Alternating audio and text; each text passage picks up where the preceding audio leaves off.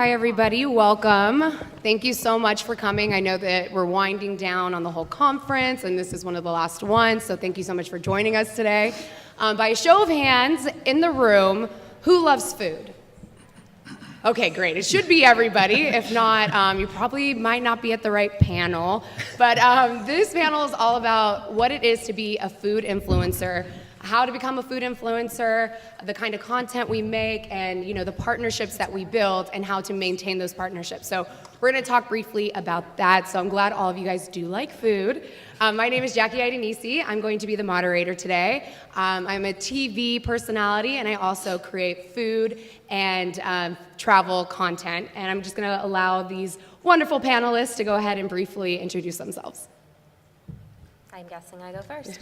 Okay, hi, my name's Jamie Davidson, and I'm the co-founder of LA Eats.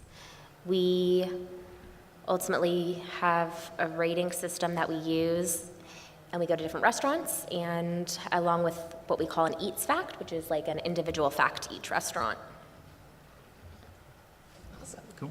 Hi, I'm Ben Waters. I run LA Foodie with my wife, and we looking for the best food in LA, and we are usually finding it. I'm Stephanie, and I am the blogger behind The Sensual Foodie. I am on Instagram all the time as Stephanie Du Jour, as in soup du jour.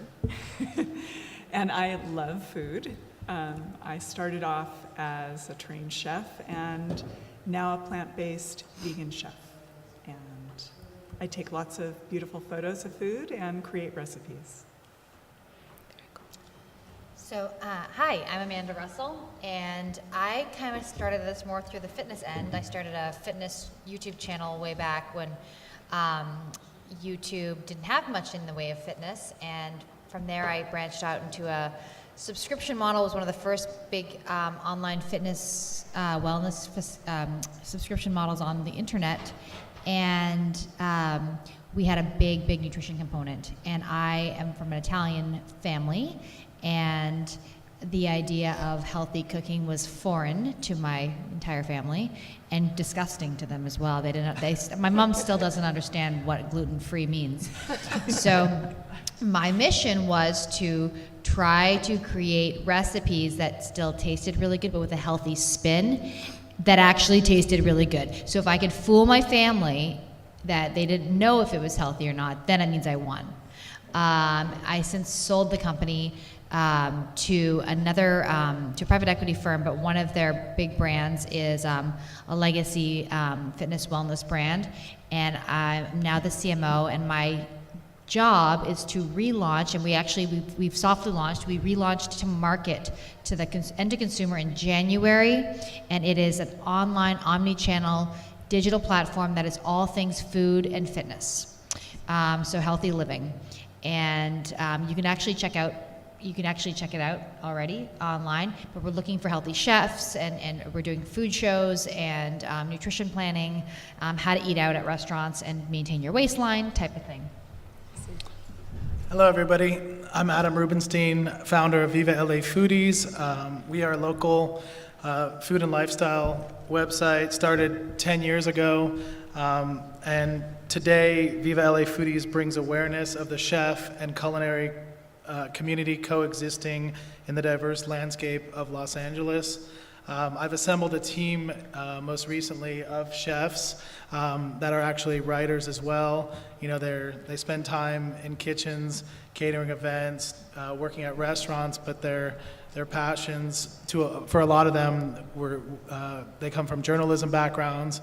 So I've have them going out doing restaurant coverage, food event coverage, hashtag, or all the Instagram handles and social media is at Viva LA Foodies. And we're also in the phase for 2019. It's all about giving back to the community. We write about all these restaurants and events, but it's really about what social change you can do within your community, whether it's helping a local school garden, helping bring education to kids, but also the whole food landscape, because the youth is our future. Awesome. So there's so many things that we can really talk about when it comes to food influencers. Like how to take the perfect food Instagram photo or how to get a partnership. So I do really want to open up to the floor because you guys are here. You guys want to hear things and know what we're talking about when we're talking about food influencer. So I just want to quickly open up to the floor to hear what you guys want to hear out of this conversation today and what you want to get out of today's panel. Yes. I would love to hear how to take a brand status of a one-woman team to monetize the following of my website has 200,000 subscribers, but I've never monetized. That is such an excellent question. Such an excellent question.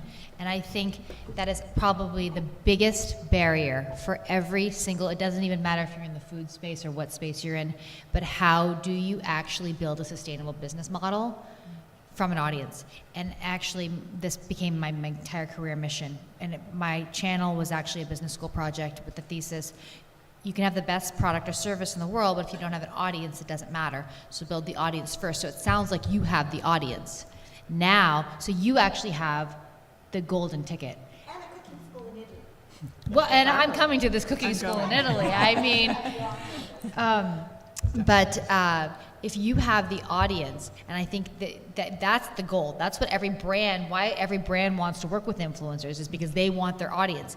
If you, as a one-woman team, and I've been there, have the audience, don't simply keep it on a social platform that you don't own.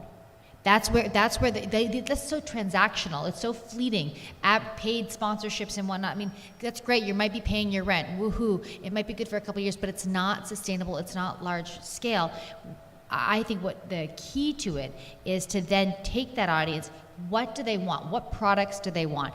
What products and services, and what can you own? So that was why, and actually I created a subscription model with mine, and I think that's the key. And the reason for this was because I remember probably only one thing from business school, and that was a professor that had said, there are two ways to get really rich. And I'm not talking like celebrity really rich, but I'm talking like Wall Street really rich.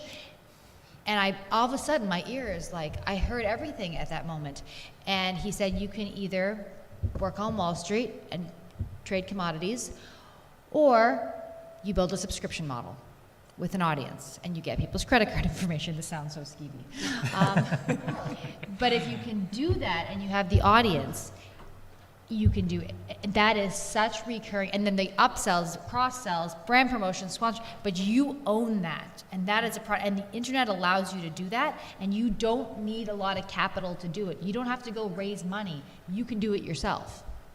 Thank you so much. I want to grab a couple of questions, and then we'll start with the back and forth so that we can just make sure that we're... No, that was beautiful. That was perfect. Do not apologize. No apologizing allowed here at all. It's open space. So a couple more questions that you guys want us to cover today. Yes.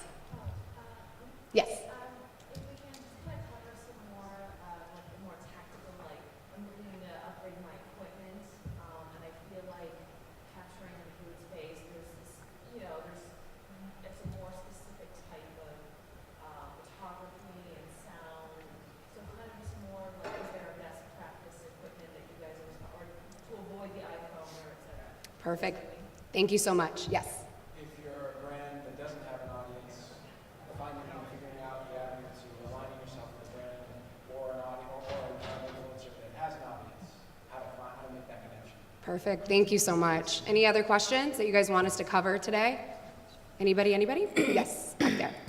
Thoughts on which audience is more powerful, on Facebook, Instagram, or via email? Perfect. Thank you. Any other questions? Anybody?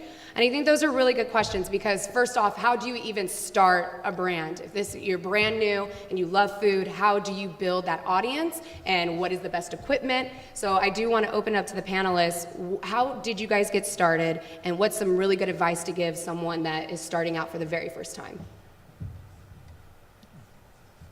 Well, we started out actually as it being a hobby, and that hobby kind of turned into more of like a publication. I would say the best way to go about growing your audience is engagement. So you want to engage with other accounts and other people who love food, and the best way of doing that, our biggest audience is on Instagram at the moment. So right now, when you tag other people, you have collaborations with other people, different restaurants that we've worked with. We put on a food event, all of that type of stuff. So getting your name out is very helpful, and your audience will grow before you know it. It's true. Something that I've found is kind of really trying to figure out exactly who you are, like who you want to be in the food space, for example. Like, it just, for our brand, we're not a healthy food brand. It just turns out that's not what the people who follow us are into. They respond more when we post, a burger or a dessert or fries or that kind of thing. And so we've kind of followed that, and that has really helped us in terms of growth, is kind of honing in on what our audience responds to and then kind of responding back in kind. I think that's an important thing to be aware of. There's a lot I could say on this, so I'm going to try and pare down my thoughts here. But I started out as a food blogger. I did it in my spare time as a mom, working mom, and I just wanted to write. So I approached blogging in the beginning as a writer. Then I fell in love with the camera.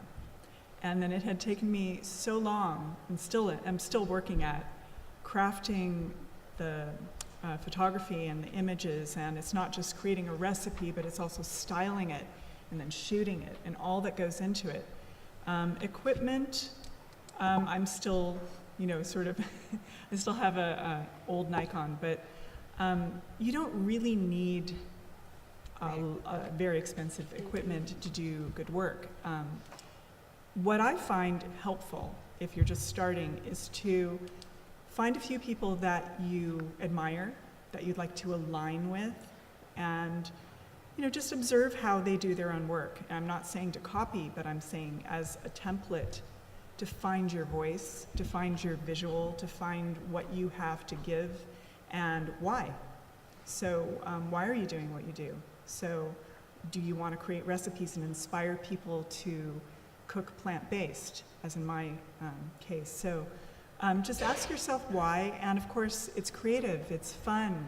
It's if you have a lot of fun shooting food, if you have a lot of fun creating plant-based recipes or whatever your recipes are, I'm just using myself as an example, then just follow that. And you can rent camera equipment. You can, by 3 days, 7 days, you can go online and rent it if you really need a good camera to work with, and try it out, see how it feels. It's really fun to have an iPhone, I agree, but it's not the only medium, but it's a helpful medium. So just try and find what works for you, and then you find your voice. Yeah, you bring up a lot of good points on, and you can also read this online, like how to create an audience organically, consistency, finding your niche, all of these things, and they're great, and I believe in all of them. And that's kind of has to be a given. But to be really blunt, organic reach in social media is pretty much dead. So how do you build the audience, right? And I think that was what frustrated me, was like when I would hear people talking about it, or I'd be like, yeah, but how am I really going to build the audience? And unless I'm going to throw a lot of money at ads. So how do you do it? You find people that have the audience and you collaborate with them. And this is why I became so passionate about influencer marketing, because my entire career was built off of collaborations. And before the term influencer marketing was a thing, I became so passionate about it, and the frustrations of no one telling you that that's really the key if you don't have a lot of capital, that I've made it my new business. I teach it at UCLA. I created a course on it, and I've created an entire platform for influencers in all spaces to have the resources to be able to do that and to collaborate with each other. That has no agency affiliation and there's no money involved. But you have to find people. So when I very first started, I reached out to everybody. You're gonna get a lot of no's. And their audience, all this thing about the audience has to be the same audience. When it comes to influencer collaborations, it doesn't have to be. One of my most successful collaborations was with Shay Carl, who I don't know if anybody knows who that is. He's a massive YouTube star. And I reached out to him. He lived in Los Angeles. I lived in New York. And I said, I was nobody. I was starting out, but I knew I needed to build my YouTube channel. Not exactly the fitness audience. And I reached out to him and I said, "Will you please do a video with me? I'll train you. I'll do a workout video." And he was like, "I'm fat. I don't want to work out." Literally, he's very funny. And I'm like, "Oh, how about if I come to your house and I train you in your backyard with your whole family?" And he said, "Seriously? All right, sure." So I went. His audience, not my audience, right? Quote unquote, probably the worst fit ever. Best thing I ever did. Because yeah, a lot of them subscribers fell off, but a lot of them stayed. And they stayed so much that when he called me, when he first decided that he was gonna really get into shape and train for his first marathon. And then 5 years later, when he wanted to do an Ironman. And it was things like that. It was all these different people, but you're gonna get a lot of no's because you're also gonna get these people that think it's competition or they think that they're too big for you. I think that's BS and it hits you in the ass in the end. But for all those no's, the yeses that work, those long-term relationships, they're gold. And that's how you build the audience. Can I say one thing? Yeah, please. I think just branching off what you said, technically collaborating and doing that stuff is still an organic way to grow your brand.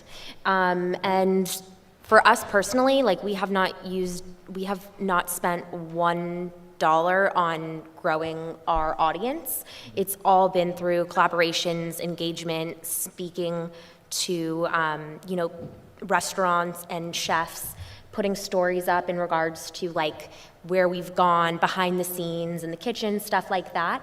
I think it's also really about the content that you post as well. So people, like you were saying, like make it what you want it to be, and then people will follow that as long as it's good content.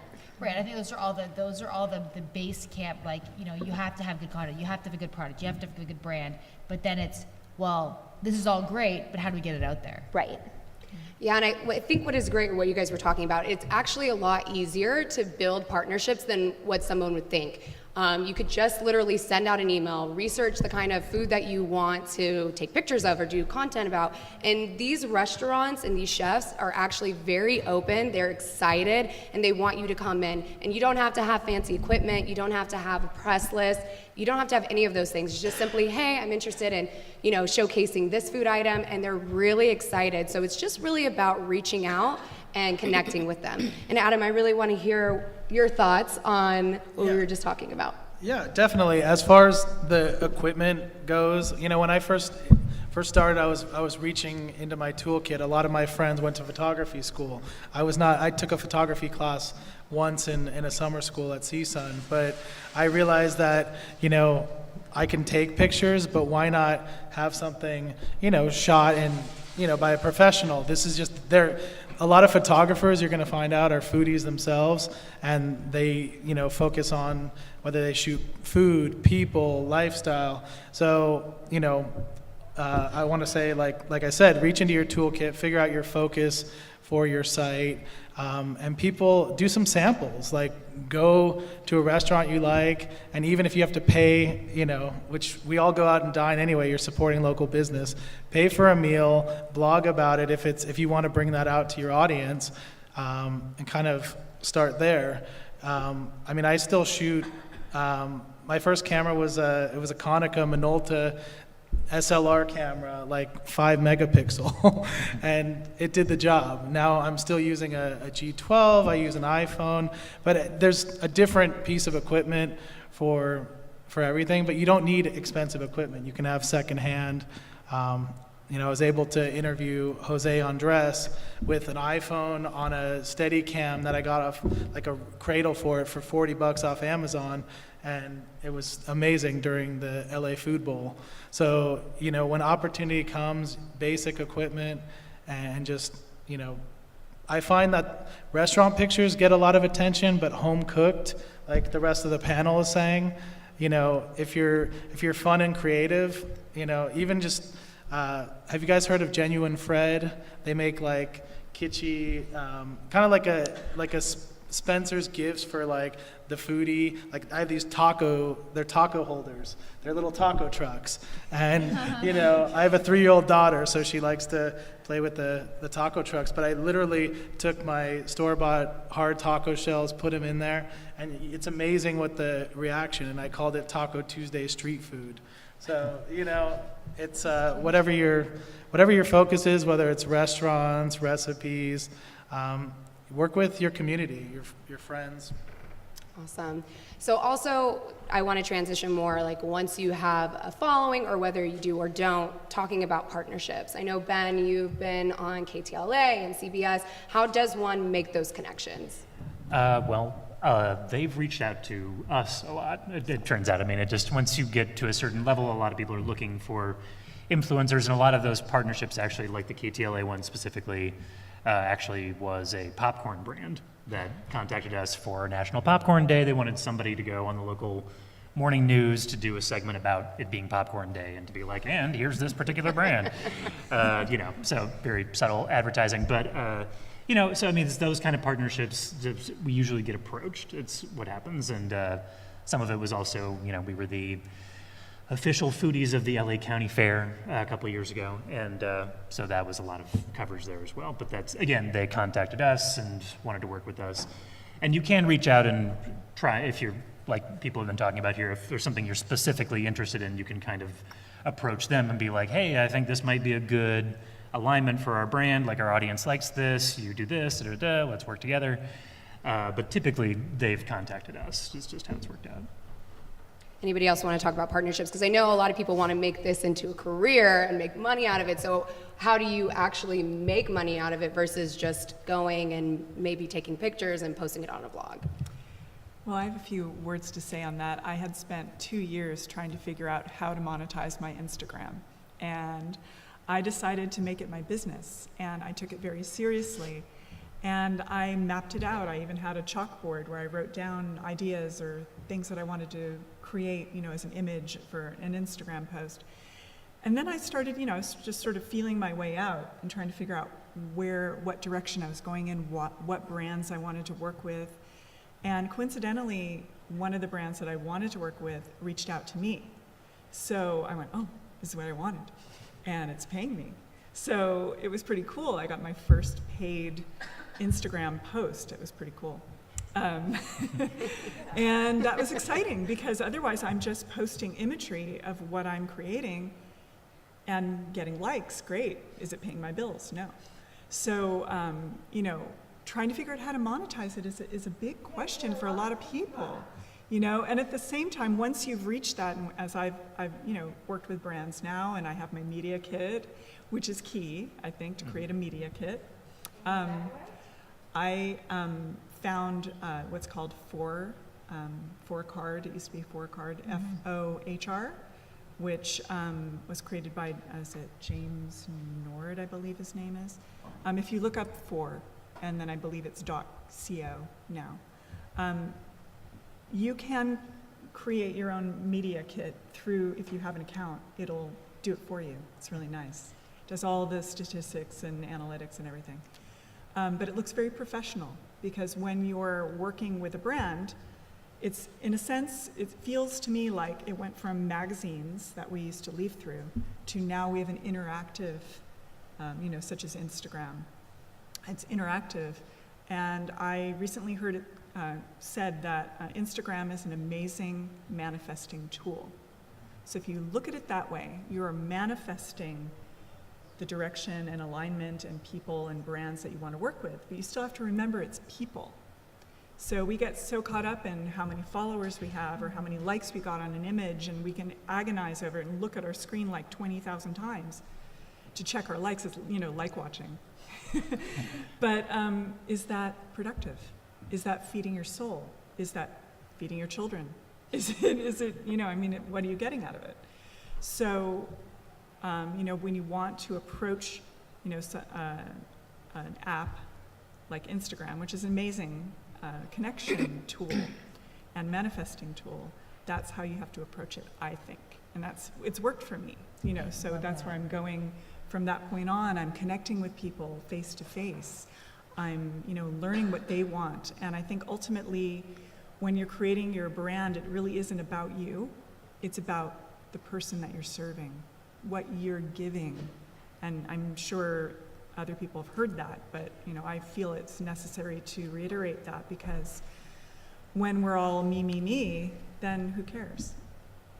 It's really about what you're giving the person that you feel you find your ideal, avatar, who it is that you're speaking to in a post, who you're drafting when you're writing your caption, who are you talking to?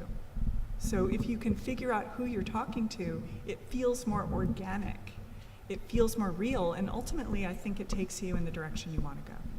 I think she very well said. I think to piggyback off that, back to how do you actually make the brand partnerships, you said something very poignant, which is you have to take it as a business. She said she worked really seriously hard at taking it as a business.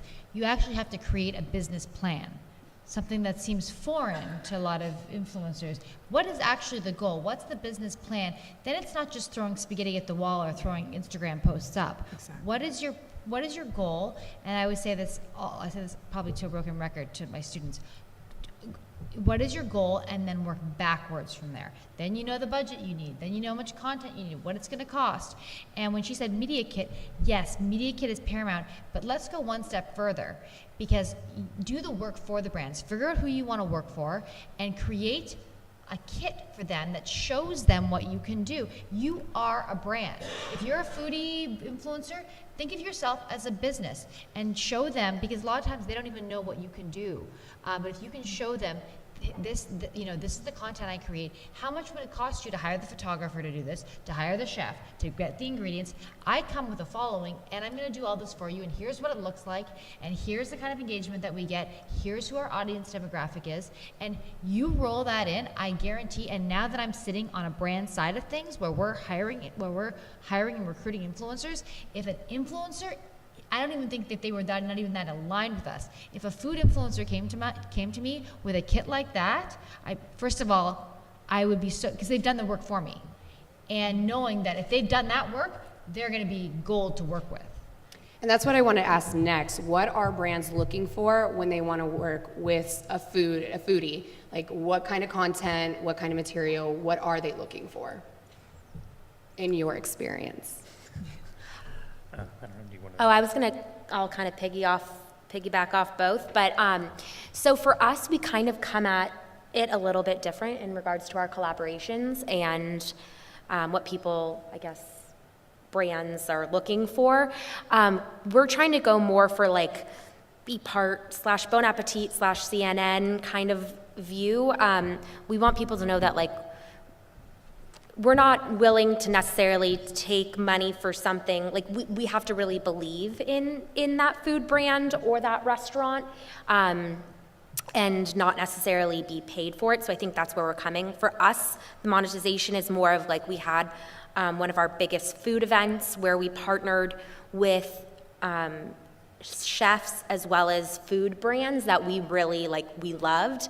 And what we did was we brought something very unique to the city of LA that you can't just go out and get. So we brought a chef from Nashville, we brought meat that was flown in from New York, certain things of that sort where you can't necessarily get that in LA. And then for us, sorry, kind of saying the question you were asking, we try to kind of focus on our format. And when we go into a restaurant, we'll explain that we are only going to post something that is an 8 and above. We have an emoji format, so it's a quick takeaway for our audience, so they don't have to read necessarily like a whole post, but they can brief it over. And so I think that's kind of how we approach. So it's about the picture, the quality of the picture, the quality of the food, as well as the content, and more of a quick takeaway in that sense. Awesome. And I do want to touch briefly on platforms, because somebody asked about that. There's so many platforms. There's YouTube, there's Twitter, there's Instagram, there's Facebook. What social media platform do you guys think works the best, and which one does bring in more money? More money, I don't know. To my experience, we started as a blog 11 years ago, and had a pretty big Twitter following, and then Instagram was really what blew up. And it's, to my eye, it's pretty obvious why, because it's such a visual medium, and food is visual. Twitter has pictures and stuff on it, but it's kind of a text forward platform, I feel like. And blogging, it's, if you want to get into a long form piece, it makes sense. But people are, they want little bite-sized social things, and Instagram, to me, is the best content delivery method for food porn, as it were. Adam? So as far as partnerships go and everything, I found a friend of mine who's also a chef. He's worked for some of the top restaurants and caterers. He started a company called Chef Life Clothing. So he's a lifestyle streetwear brand for chefs. And I figured, obviously I went to culinary school. I have a chef background as well. We had a perfect alignment there. So we've collaborated on event coverage. He wrote about Night Market for me last year. I promote his brand. I wear his products. He makes, he's a startup, but he's bringing something that doesn't really exist. There are other chef clothing brands, but he's from the street, grew up on the street, and now he's he can cook everything. So basically, I go back to Instagram as kind of the default, but I was also on Twitter way back when there were blogger conventions. There used to be a Food Buzz thing. I swear we met in San Francisco at the Ferry Building. But obviously, the quick snippet. I write medium length features, and so does my team. But also video. Video is still crucial. I mean, I hired an editor to edit down the chef interviews with, it was Jose Andres, Naisha Arrington, Ray Garcia, and some of the gentlemen from World Central Kitchen, Tim Kilcoyne, who's going and helping people with natural disasters. But video, set to music, short little 2-minute clips, even under that, I still think make an impact. What we haven't talked about are unexpected challenges and things that maybe people aren't aware of happening going into it. So can you guys talk about things that don't work or obstacles that you had faced going into being a food influencer? I can talk about one thing that I thought was kind of surprising when we started way back. I remember we did a review of Father's Office. I don't know, the burger place. A lot of people probably have been there. And we kind of started in on we hate the seating policy, and people are upset about the ketchup. The burger is obviously amazing, but then we kind of listened back to ourselves and we're like, what, this is just, people don't care about the negative aspect of it in this format, because especially in LA, there's just so much good stuff that if you're just sitting here whining and complaining about someplace, it's like you're wasting everybody's time. You should just be talking about the good stuff. So that was something that I thought was kind of interesting, because when you grow up reading food criticism, you kind of assume that then we should take about all the stuff that we hated, and you can, especially if somebody's like, this is the best, and you have it, and you're like, you're crazy. That's worthwhile, but otherwise, I think focusing on the positive was something I was kind of surprised about. Thanks. I would say that if possible, don't fully put all your eggs in one basket. So try to kind of branch out on not just one platform, maybe go to another or get an email list or something like that, as well as putting your content. Keep it somewhere safe for yourself. Because one thing that I have learned is that these social platforms, even though it's your content and technically you own it, you don't really own it, and they can shut you down at any point in time. So having that in case you need it, or even if you don't have it for a day, that could still mean something to you and your brand. I think also trying to be just too general. You really need to differentiate as just another Italian cook blog or another healthy chef or another. What is it that makes you different? I'm working with a guy now who's he's a healthy vegan chef, and we were like, well, there's he lives in London. Well, ironically, to my knowledge, there's high competition for healthy vegan chefs in London, and so he's got high competition. Where in the U.S. it's not quite as extreme, but still, even within that, it's not niche enough. So we figured he did better once we realized, well, what differentiates you so much? And one thing that we started picking up on was that a lot of his cooking comes from things that are from like leftovers or things you don't think you can do anything with. So all of a sudden, like, it was almost like these unique videos of like, if you've got like 3 half carrots or, you know, rotting carrots in your fridge, here's what you can do with them. Like, didn't know this. And that differentiate. All of a sudden, he's not just a healthy vegan chef, but figuring out what it is that makes you so unique. And people are afraid that if they get too niche, they're gonna like exclude other people. I believe it's the exact opposite. You need to get so niche that you build a tribe, and that tribe then becomes your marketing army, and by nature, they start drawing everyone in. Versus when you try to be everything to everybody, you get nobody. Out of curiosity, what has been one of the best posts that you guys have posted that got the best engagement? Vegan meatballs. Speaking of vegan, I mean, seriously, everybody wants the meat that isn't meat. I was amazed. And it wasn't even original. I had reposted my own vegan meatball image of a dinner I made for my kids because I needed a post. And I was like, okay, why do I need a post? I need to be organic about this. Why am I forcing myself? And I left it alone for a while. I was like, you know, you could repost this, but you know, it's still hot here in LA. Are people really thinking of polenta and vegan meatballs? I don't know. Is that helping anybody at dinner time? I'm not sure. But I looked at the image. It was a good photo that I took, and I was very proud of it. And I thought, you know, it was really delicious. And so I thought, okay, I'm going to repost this. And I try not to do that too much, because I've tried to let go of the, oh, I have to post every day.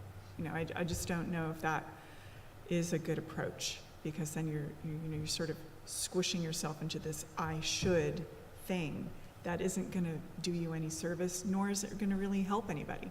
So how do I really, I had to vibe it a little bit. Anyway, vegan meatballs. Everybody freaking loves them. And I went, you know what? I should do that more. And when I put together a cookbook, that's going to be a great recipe. You know, is that something that people really want to make? It is, it seems.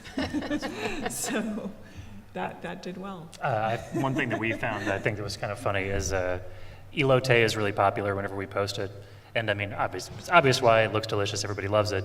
But the engagement is super high, and it's partially, I think of it like kind of the Trump effect, like all publicity, even bad publicity is good. That like half of the comments are people going like, this is not authentic, I hate this. But you're still commenting, and that means we have a ton of comments, we got a lot of engagement, and everybody likes elote, it's not gross looking, so it works out well. Yeah, so provoke everyone is what I say. They don't think it's authentic. Doesn't matter. Elote, Mexican street corn. Yeah. The corn so on the I didn't stick. know either. there are very specific ways it should be prepared, I guess. It's So a stick of corn. Yeah. Basically a skewered corn on the cob. so good. Yeah, that's awesome. But it's There's a reason it's popular. It's Yeah. not authentic enough, I'm sure. No, definitely not. I don't think I can. It's good though. Yes.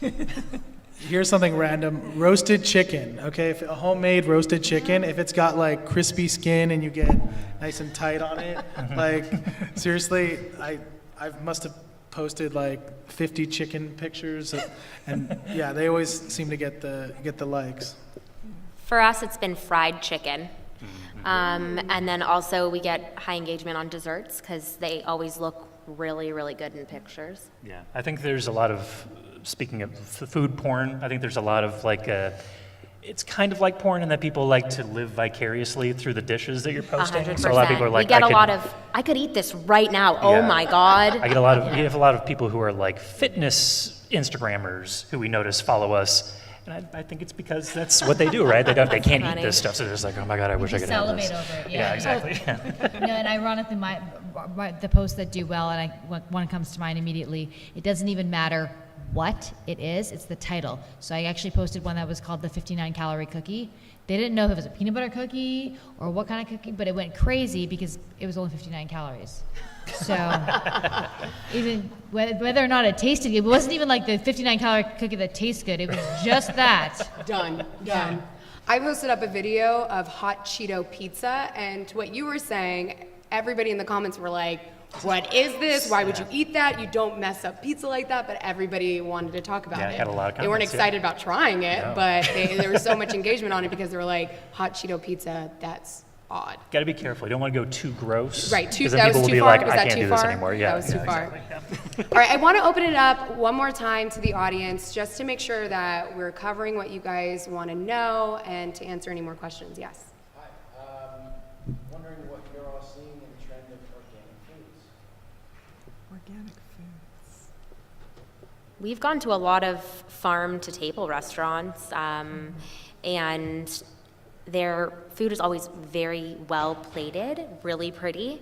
I don't know if that's just because they use a lot of vegetables, and I don't know why, but I have noticed that it's very plated very nicely. I think it's only going to help your audience because it doesn't. Posting about organic, it's becoming more and more of a topic of conversation, whether people believe in it or not. It's kind of one of those things where you're never going to exclude an audience by saying this is organic, but you've got that whole audience that only wants organic that will only follow you if they'll seek out those kind of key terms and tags once you have that. But you're never gonna like he's not gonna be like, oh sorry, I'm not gonna eat here because this is organic and we're not into that kind of stuff. Yeah, our audience doesn't care, but a lot of people do. Yeah. Exactly, they don't care, but Right, you're but gonna some get people. another audience that will. Yeah, exactly. I think if you take your audience like on a tour, so whether you're gonna do a cooking blog or go to your local farmers market, take photos of the of the produce that you're seeing, Instagram it, live stream it, and then go home and do the same thing with prepare a meal, put that out there and show people that food can be local. Like this is from Weiser Farms, this is from Santa Barbara. I go to my whatever community you're in. We're in Larchmont Village. We go to our farmers market. There's a Hollywood farmers market, Manhattan Beach. Get to know your purveyors and ask them questions. It's important on the restaurant level as well. Most top restaurants, they'll list their purveyors. I was at Firefly a few weeks ago, and they have a list of all the local farms they work with. So it's important to vet people out, vet the restaurants, the chefs, make sure they're not cutting corners. And if they've done something extraordinary, write about it, put them on blast. We don't, put things on the site that we don't believe in because we don't want, obviously transparency is important. Awesome. Yes. So I'm one of the folks that's sort of on the later side of millennial. So that means I'm still finding myself learning how to use hashtags properly and search engine optimization. And you mentioned you teach a course, but what resources or what's sort of a really good time-sensitive way as a professional to sort of learn about how to use these platforms most effectively, so that you're not sort of feeling like the way my mom felt when I showed her how to use Google. How I feel with some of the platforms nowadays. So I use an app called Plan, and I use that for Instagram, and it's Plan with 2 N's. And they update it all the time. They have so much on it now. But I love it because I'm able to plan out and schedule and move around and see the images and plan my grid on Instagram. I can even set a time for when I want to remind myself to post it. But the two things that I love about it are that the caption format, it'll paragraph rather than trying to put dots in between your paragraph breaks. Hashtags, as you asked, it has a way where you can search people and see their best performing tags, and then you can copy them, and then you can customize them to your own. I mean, not every hashtag that they use are you going to want to use, but it gives you more of an idea. Instead of using too broad, such as vegan, I mean, how many thousands of hashtags, you're just going to get lost. So it helps you find more specific hashtags or things that you may not have thought about. And then also, I love it because then I don't think about it. It's already done. I can do this 2 days, 3 days ahead.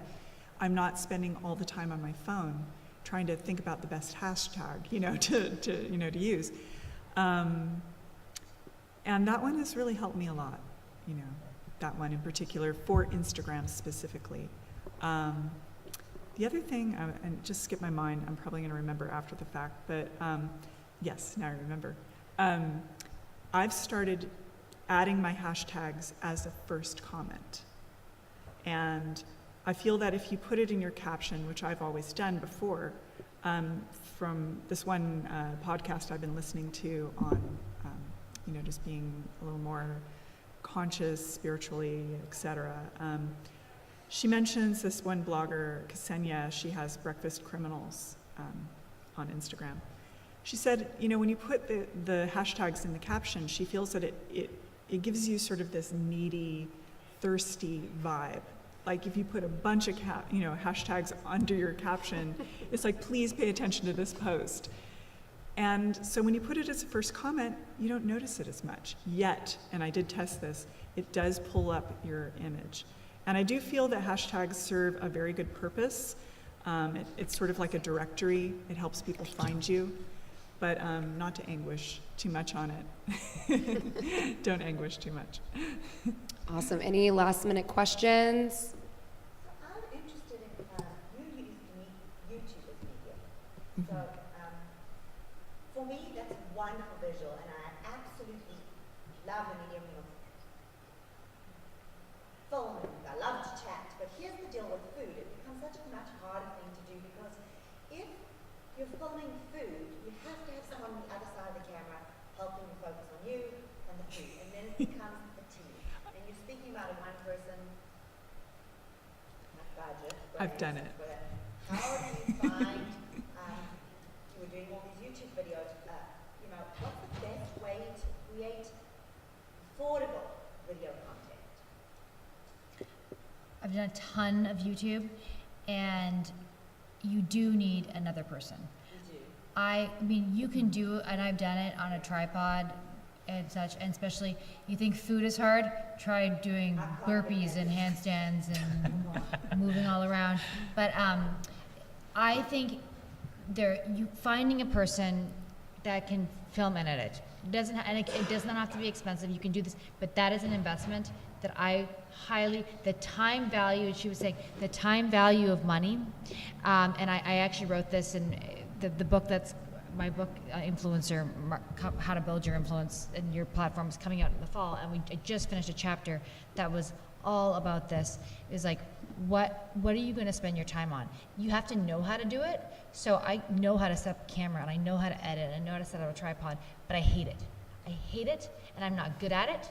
And when you hate something that much, you're never going to be consistent. It's going to come through. I'm like procrastinating, dreading. It comes through in everything.